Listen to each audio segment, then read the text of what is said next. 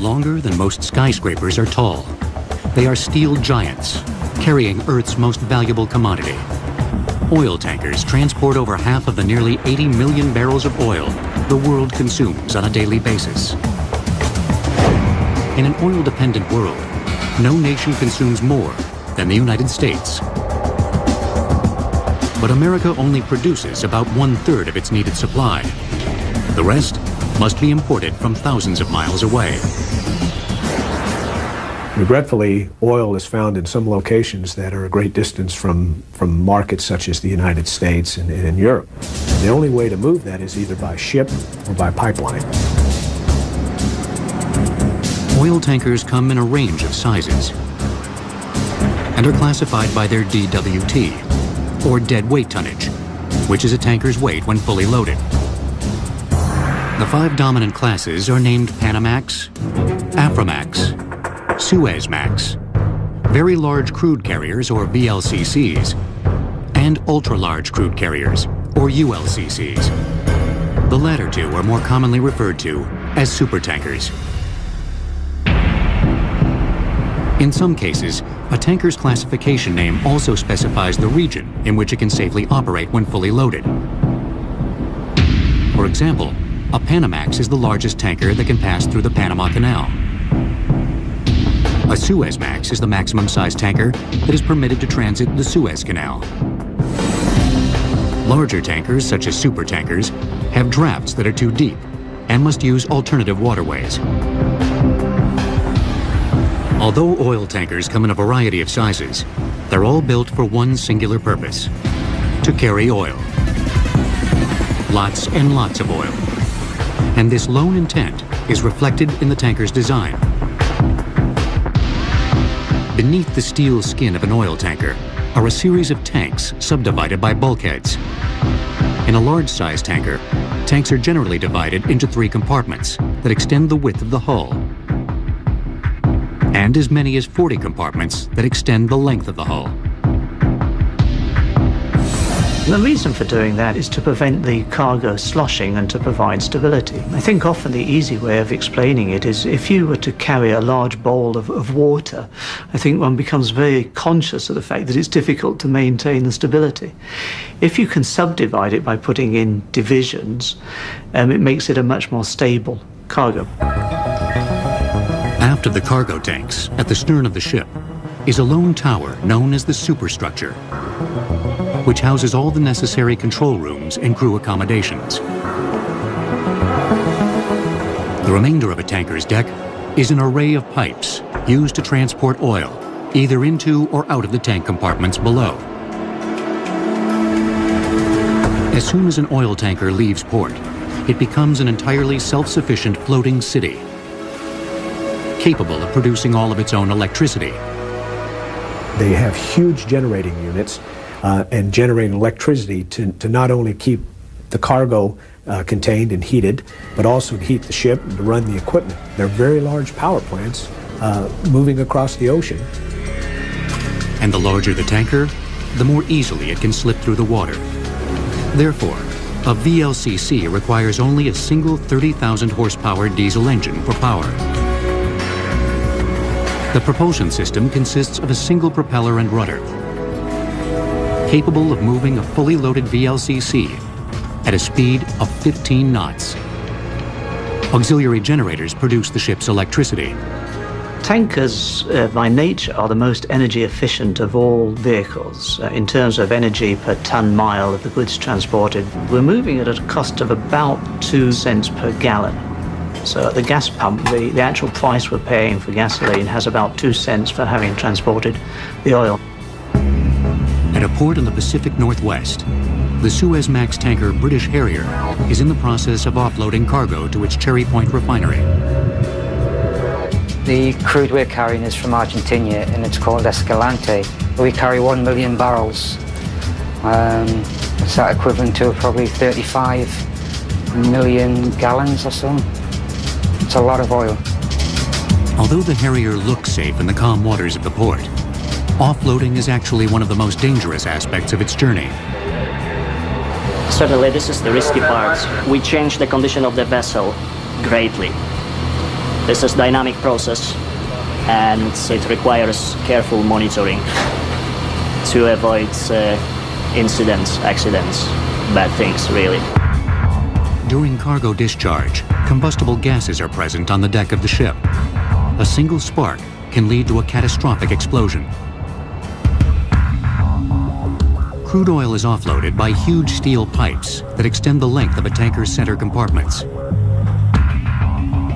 Additional pipes branch out from the main pipes in order to reach cargo in the starboard and port tanks. When the vessel is ready to discharge, hydraulic pumps create a vacuum inside the steel pipes, sending the cargo to more pipes that run along the ship's deck. From there, the oil is sent to a refinery or storage container via additional conduits. The discharging process for the Harrier will take 30 hours to complete. We'll have to run our pumps carefully to get as much out as possible. And I can assure you this vessel is going to be dry as popcorn at the end of the operation. But even after its combustible cargo has been emptied, the Harrier can still be a dangerous place. The power of the sea is so great. You've really got to watch the weather, because if you're doing full speed and the weather does deteriorate, the combined force of the weather hitting the ship can do a lot of damage. It can take steel structures on deck just away. To avoid accidents, sophisticated navigation tools are essential. On this ship, you can actually program the ship to alter course itself. The navigation with GPS, and that's accurate up to 50 meters. So yeah, you just read off a dial and there you are. Besides the weather and combustible cargo, the crew of the Harrier must battle one more hazard of sea life: boredom. It can be boring, especially oil tankers. They're at sea for long periods. They load offshore, they don't go into port as often as container ships or bulk carriers, and they can tend to be boring. The trip from Argentina to the west coast takes the British Harrier 21 days. To help pass the time, the Harrier is equipped with a gym, a recreation room, a bar, a full kitchen with chefs, a dining facility, and a complete complement of musical instruments. You've got to have a love at the sea. You need an attitude, a certain attitude to do this job. You got to love it. You got to love the job to do it, I suppose. The British Harrier exemplifies the efficiency of the modern oil tanker. But achieving this level of efficiency took the industry over 100 years and 2 world wars. With a deadweight tonnage of more than 564,000, the Yari Viking is the world's largest oil tanker. Measuring 1,504 feet in length, she is over 250 feet longer than the Empire State Building is tall. Oil tankers will return on Modern Marvels. Today's global tanker fleet provides an essential lifeline to the industrialized nations of the world. But transferring oil by ship isn't new. Its history dates back thousands of years, when the Greeks, Romans, and Phoenicians transported oil across the Mediterranean Sea. No, not petroleum oil. Olive oil. Like petroleum oil, olive oil was the most important commodity of its day, and it commonly served as the financial backbone for an exporting nation's economy. Wood ships fitted with multiple sails were built to reach trading posts throughout the Mediterranean. Instead of transporting the oil inside the hull of the ship, the cargo was stored in baked clay amphorae. During the Middle Ages, ship trading expanded as it became cheaper and safer to traverse the world's oceans and seas. In the centuries that followed, the developments of ocean-going warships and efficient merchant carriers also led to a rapid expansion of commerce. But it was the 1859 discovery of oil by Edwin Drake in Titusville, Pennsylvania, that would bring overseas shipping to new levels of prosperity. 2 years after striking black gold, 3 million barrels of oil were being pumped each year in Titusville, with the majority of it being refined into kerosene. Coined the new illuminant, kerosene created a demand that stretched across the Atlantic to an oil-thirsty European continent. In November of 1861, the Elizabeth Watts made the first transatlantic shipment of oil from Philadelphia to London. Storing the cargo in wooden barrels, the double-masted 224-ton wood ship carried 1,329 barrels of oil on her maiden voyage. And those barrels had value, so that having reached their destination, they were emptied and were then shipped back empty. So at the time, it was considered an efficient system, but shipping back empty barrels was not efficient. The barrels, which each held 42 U.S. gallons, accounted for up to a fifth of the ship's actual cargo weight. In 1886, British shipbuilders improved on the inefficient barrel with what most consider to be the world's first modern oil tanker, the iron and steel constructed Glukov. That ship utilized the hull of the vessel as the containment system. It was able to carry a larger cargo, steam-powered, wasn't so dependent on the weather, and it meant that one could actually organize the transportation on a more regular basis. The Glukov could travel at a rate of 9 knots, holding 3,020 tons of oil in 8 storage tanks that were subdivided by a series of vertical and horizontal bulkheads. Oil was pumped into the cargo tanks from shore and was protected from leakage by boiler-riveted steel plating that also formed the outer wall of the tanks. To further maximize the amount of oil that she could carry, the ship's cumbersome engine was moved from middle to far aft. The bridge tower and officers' quarters were relocated to the middle, and the smokestack and crew's quarters placed at the stern. The bow of the ship was home to a raised forecastle that protected her against rough seas and provided storage for supplies. The Glukov's distinct 3-island structure became the standard for tanker design for more than 60 years. In the early 1900s, the world's deep-sea tanker fleet numbered 145 ships, with trading between the United States and Europe reaching 2.3 million tons of crude a year. The largest tankers in the fleet had a cargo capacity of 12,000 tons, nearly 4 times that of the Glukov. But this increase in tanker size began to compromise their seaworthiness. Sir Joseph Isherwood came up with a solution in 1906. When the ship's going through the waves, it's moving up and down and bending in a longitudinal way. And the Isherwood system was developed to provide some longitudinal rigidity to help the vessel in terms of its bending. Before the Isherwood design, ships were built using numerous transverse frames, which formed the ribs of the ship. In Isherwood's design, the ship's frames ran fore and aft along the length of the ship, parallel to the keel. The frames were then connected to the keel by vertical bulkheads, which also divided the tanks. By 1914, 276 ships had incorporated the Isherwood design. The Isherwood system has been refined and modified, but it is still the underlying system that is employed in the construction of ships. The design system for the modern oil tanker had been achieved.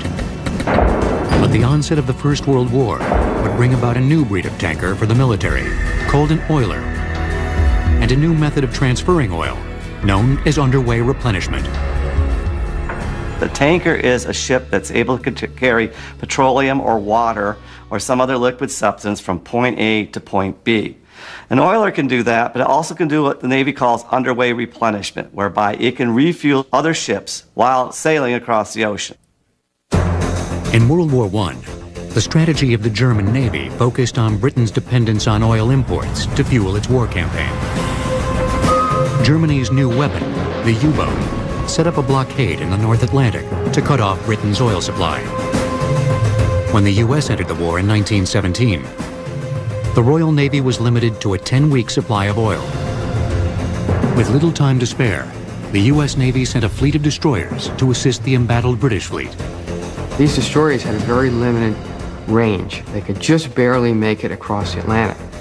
To ensure that they wouldn't have any problems, the Navy arranged to have them be refueled in mid-ocean by one of the Navy's oilers. Before the Forte US has the heated steering wheel? Oh, I know. Can I get a soda there, Grill Master? Yeah, no problem. Good, buddy? No problem. Hey, can I have a drink? Sure. Taking ammo too? Yeah. Sweetie beverage?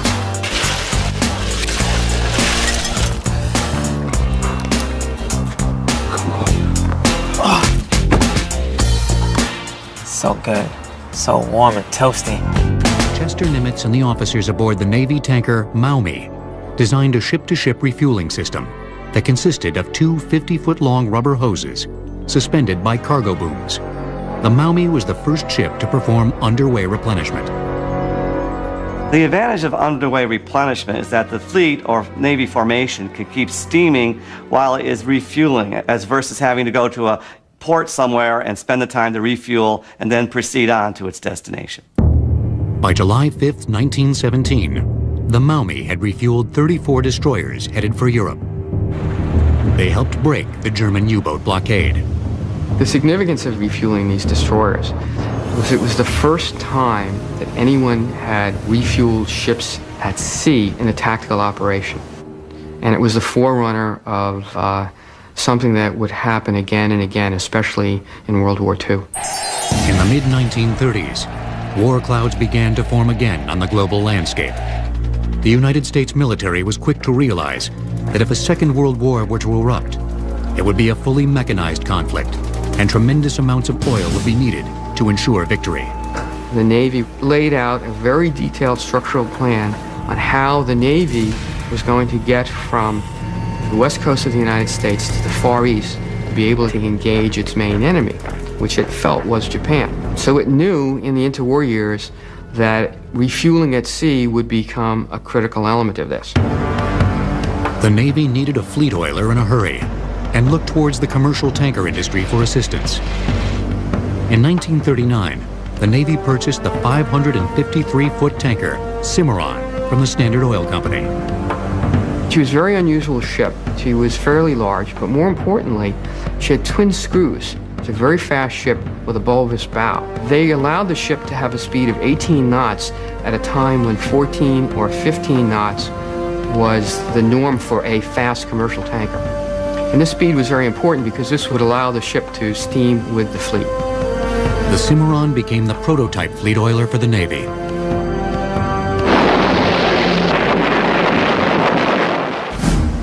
When the U.S. entered the war after the bombing of Pearl Harbor, the Cimarron class quickly distinguished itself in the battle for the Pacific.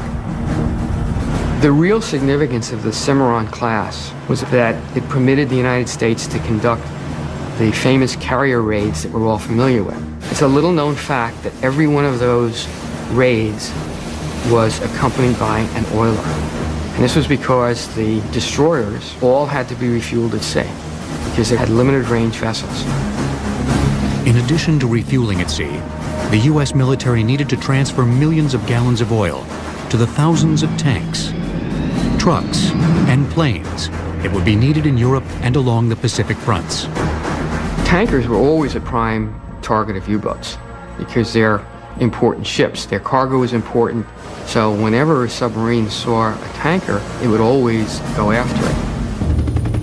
The Allied forces were faced with the challenge of building tankers faster than the Axis powers could sink them. Their answer was the T-2 tanker. It was a standard design which allowed the ships to be built very quickly.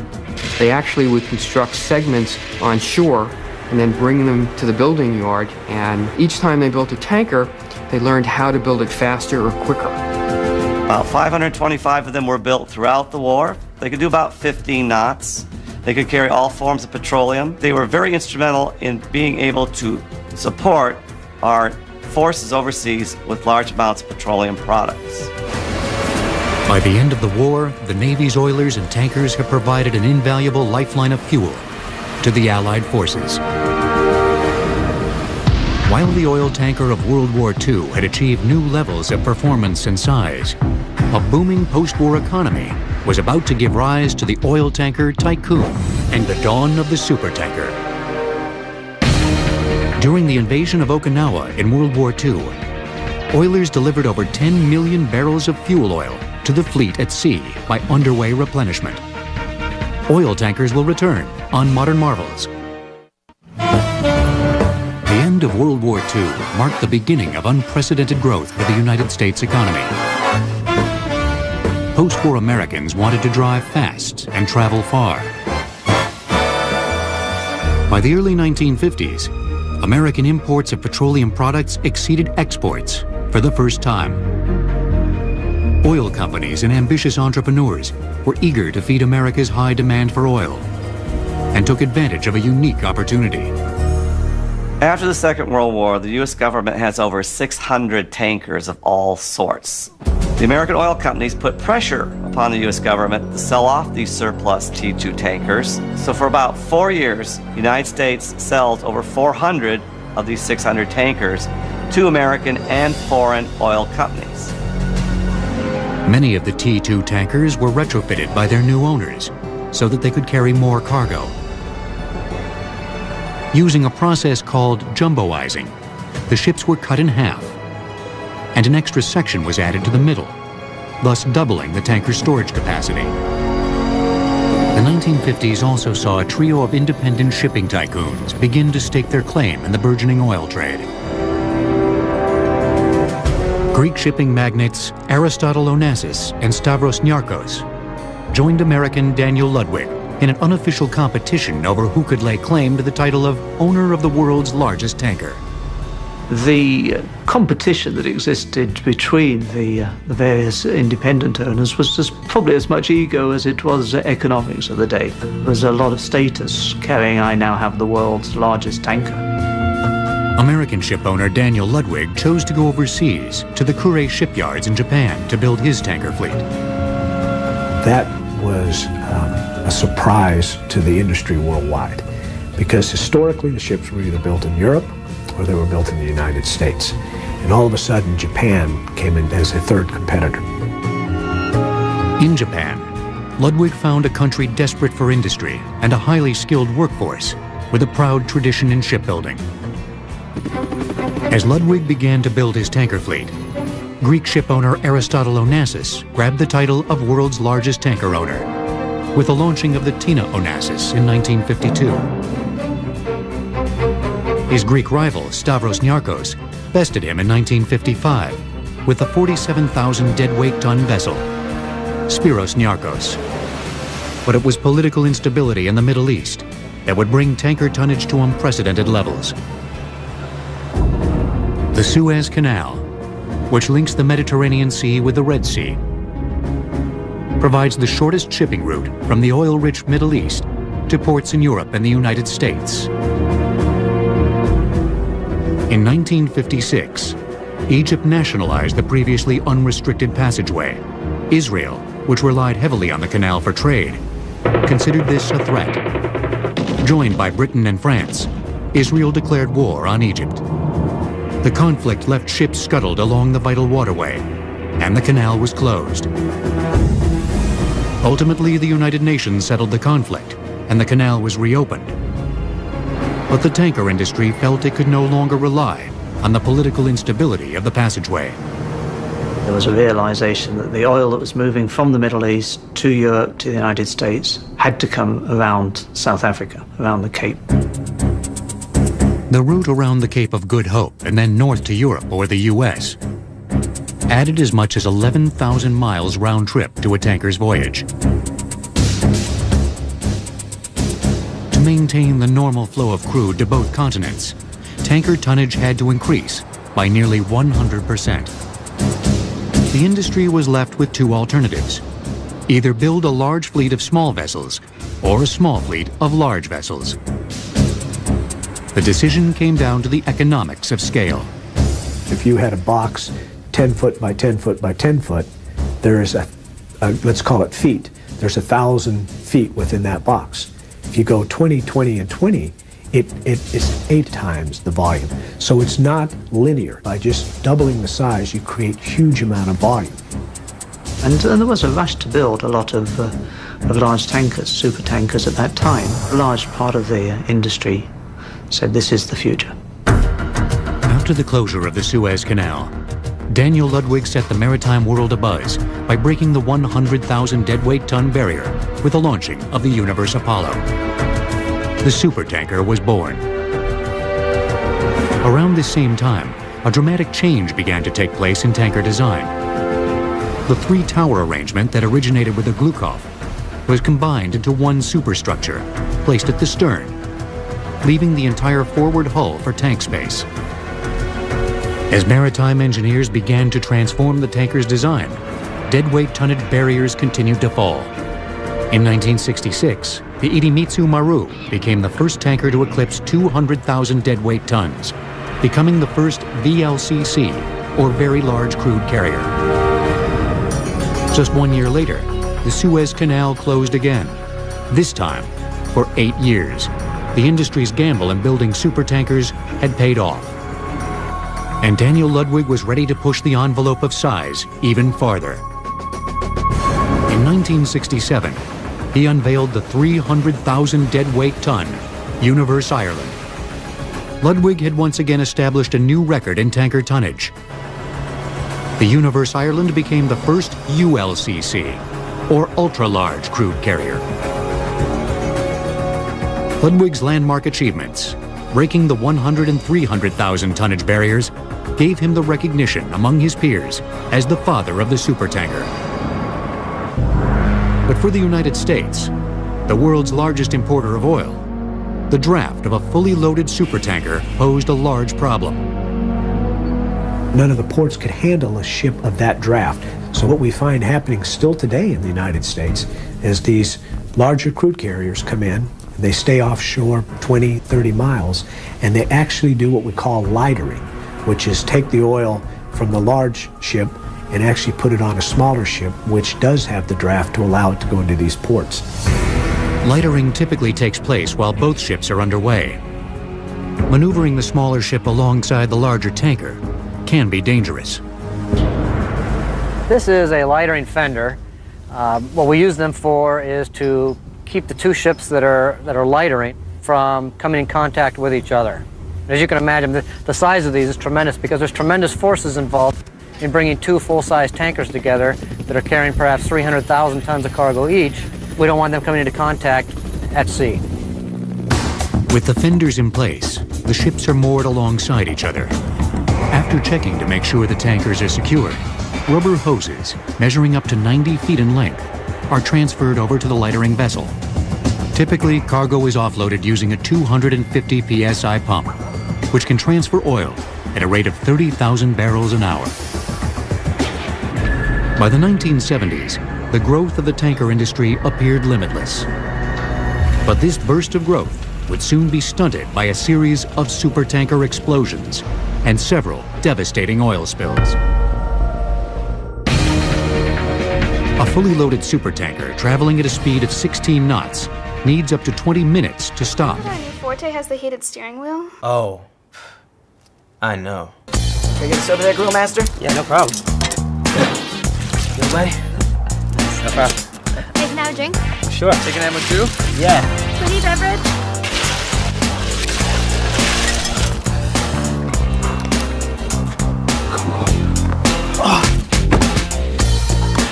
So good. So warm and toasty. On Modern Marvels, the supertanker brought about a golden age in the oil tanker industry. But starting in 1969, a series of accidents placed the industry under scrutiny. In a very short period of time, there were 3 major tanker explosions. That led to immediate concern. The entire concept of the tanker was in jeopardy, as speculation rose that tankers might be floating time bombs, capable of igniting without a moment's notice. An investigation into the accidents found that each explosion had occurred during the washing of the vessel's cargo tanks. When you drain the cargo tanks of the oil, there's always a residual buildup on the inside of these tanks. So what we use is a high-pressure washing system. It's automatic within the tank, and when you induce oxygen through this spraying system, you've got a combustion potential. And the velocity of that spray system actually picked up static electricity. When it hit the sidewall, it created a spark, and the vapors coming off ignited. And it was tremendous tragedy. To fix the problem, engineers designed an inert gas system, or IGS, During cargo discharge, flue gases produced by an oil tanker's boilers are sent to the IGS. The system converts the flue gas to an inert gas, distributing it to the ship's cargo tanks and displacing the oxygen. Today, inert gas systems are mandatory aboard every oil tanker in operation. After the supertanker explosions of 1969, the industry would soon endure another crisis. By the mid-1970s, world demand for oil products began to taper off. The industry, which had greatly increased its tanker fleet due to the closures of the Suez Canal, was suddenly left with a surplus of ships. A lot of the ships that were built in the late 70s in particular went straight to layup. Several of those ships were never used, and in fact within a handful of years many of those ships were sent for demolition, for recycling, without ever having carried a cargo. By the late 80s, the demand for oil products was again on the rise. New tankers were being built, and the industry showed signs of a full recovery. But its momentum would be short-lived, as an environmental disaster was about to change the industry forever. Since the dawn of the supertanker, hundreds of millions of gallons of oil have been spilled in oceans throughout the world. But no oil tanker spill has had a greater impact on the industry than the grounding of the Exxon Valdez in 1989. On March 24th, the single-hull Valdez hit a reef, fracturing its hull. The result was the leakage of approximately 11 million gallons of its cargo into a pristine environment. The Exxon Valdez severely damaged the local environment around Prince William Sound in Alaska. The oil then drifted to the west and continued to damage coastline along Alaska. It killed many animals outright, from birds to seals to sea otters, and then continued to damage fish populations and other aquatic populations. The Exxon Valdez oil spill was regretful, not only for Exxon itself, but for all the industry. But what it taught all of us is even though we were operating as safely as possible with the emergency response equipment that we thought was adequate, we learned that we needed to do even more. After the grounding of the Valdez, public outcry and political pressure led to new legislation for tankers entering U.S. waters. The Oil Pollution Act of 1990 effectively mandated the introduction of double hulls. The double hull basically provides for protection from collisions and groundings. And those incidents represent something like 50% of the incidents that tankers are involved with. So the double hull is providing immediately an enhanced level of protection. OPA 90, as it's known throughout the industry, requires all tankers entering U.S. waters to be double-hulled by 2015. However, in Europe, the tanker spills of the Erika and later the Prestige created a new set of legislation from the International Maritime Organization. The Prestige was an incident that occurred in November 2002 off Spain. Unfortunately, it led to a very bad pollution, very major pollution of the beaches of Galicia. It also led to a lot of new legislation. It has led to an accelerated withdrawal, forced withdrawal of single-hull tankers. The international mandate, which has not been adopted by the United States, requires tankers to be completely double-hulled by 2010. But the tanker owners doing business in U.S. waters have more immediate concerns than the double-hull deadline. They have to make sure their current fleet of tankers can pass the stringent maritime regulations enforced by the U.S. Coast Guard. The U.S. Coast Guard has the unique responsibility for being the maritime service that protects America's waterways, ensures safety and commerce at the same time. When the Coast Guard comes aboard a tank ship, our concerns are to make sure that the vessels don't create a pollution hazard to the area. On a warm June day in Long Beach, California, the British Pride has just returned from the Middle East, carrying 2 million barrels of crude oil in its hull. Morning, Captain. I'm Rick Hawkins, United States Coast Guard. This is David Nguyen and Mike Garcia. How are you doing today? Good morning. Welcome aboard. I'm fine, thank you very much. What we're here today to do, Captain, is conduct your annual Certificate of Compliance inspection. If major problems are found aboard the British Pride, the ship won't be allowed to discharge its cargo. potentially costing the vessel's owner tens of thousands of dollars a day. One of the most important anti-pollution devices on board a tanker is the oily water separator. The system works by processing the oil that exudes from a tanker's machinery and collects in the lowermost part of the ship, known as the bilge. When the oil is diluted with water to acceptable levels, it can then be discharged into the ocean. There are safety systems built into that equipment where, should the oil reach a high level, that alarms will sound and automatic systems come into play. Valves will close, so there's no accidental discharge. Thank you. After examination of the oily water separator, the wheelhouse is tested. We go from hard port to hard cellar. Hard port, hard cellar. That's hard port. Emergency firefighting equipment is checked, and manual control of the ship's rudder is inspected. Upon completion, the vessel is given permission to discharge its cargo. Based on the inspection this morning of the Pride, the ship was in very good condition. The crew, the officers, and the deck crew were very competent and very cooperative. And all the machinery that we inspected was in very good condition and operated as intended. Monitoring the hundreds of oil tankers entering U.S. harbors is a huge responsibility for the Coast Guard. And they're about to get even busier, as the tanker industry is currently undergoing the highest level of new ship construction since post-World War II. The largest oil tanker spill on record occurred in 1979, when two tankers collided off Tobago Island, spilling approximately 280,000 metric tons of oil into the Caribbean Sea. Oil tankers will return on Modern Marvels. At the National Steel and Shipbuilding Company in San Diego, California, BP is building 4 new Alaskan oil tankers to meet the OPA 90 deadline of 2015. At 185,000 deadweight tons, each ship consists of 34,000 tons of steel and requires 106,000 gallons of paint. But what is unique about these ships is a redundancy system that ensures a level of safety far beyond the requirements of OPA 90. We call it double-double. It's double hull, double engine, double propeller, double everything.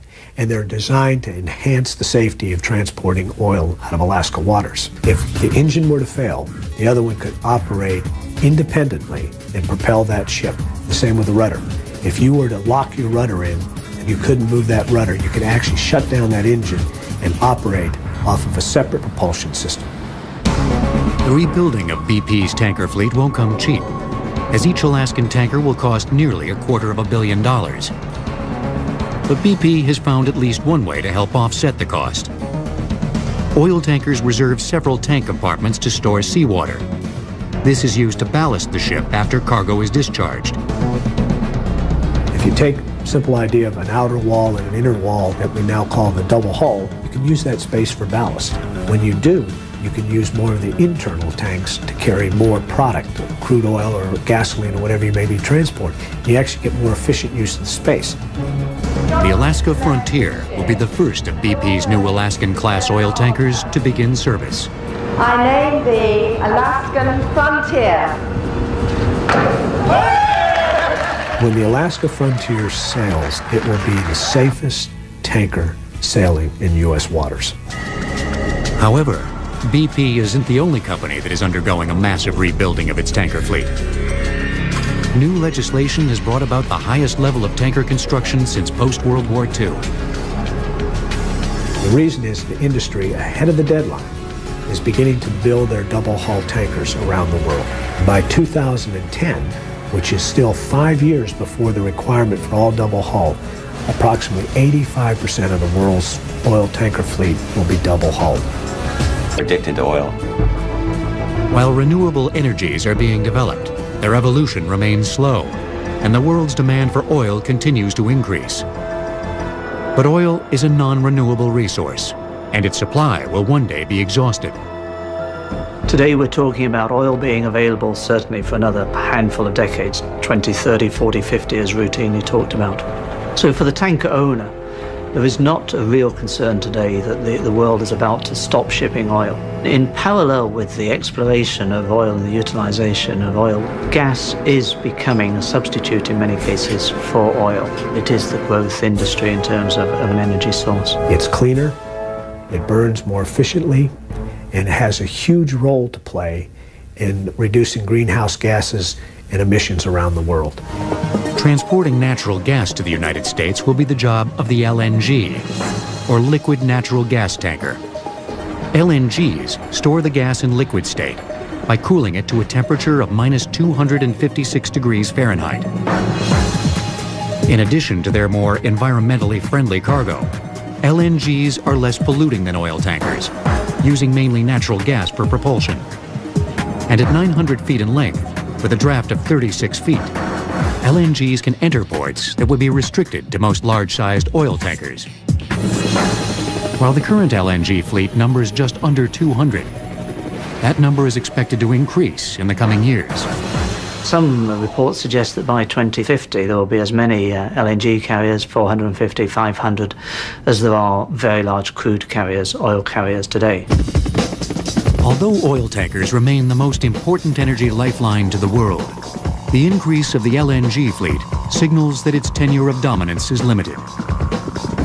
Declining oil reserves combined with a global increase in energy consumption will inevitably force the proliferation of alternative fuels.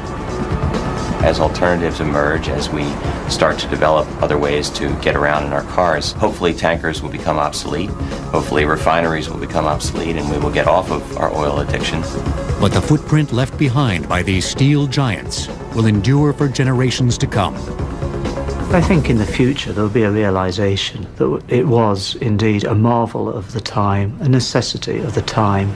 It's an industry that continuously improved, that used innovative techniques to make the movement of hydrocarbons even safer, that supplied much needed energy to places that before ships were built the way they are, we couldn't get the energy to them. The oil tanker will forever be linked to the spectacular growth of the petroleum industry. It will serve as a reminder of a time when nations depended on oil from thousands of miles away to power the industrialized world.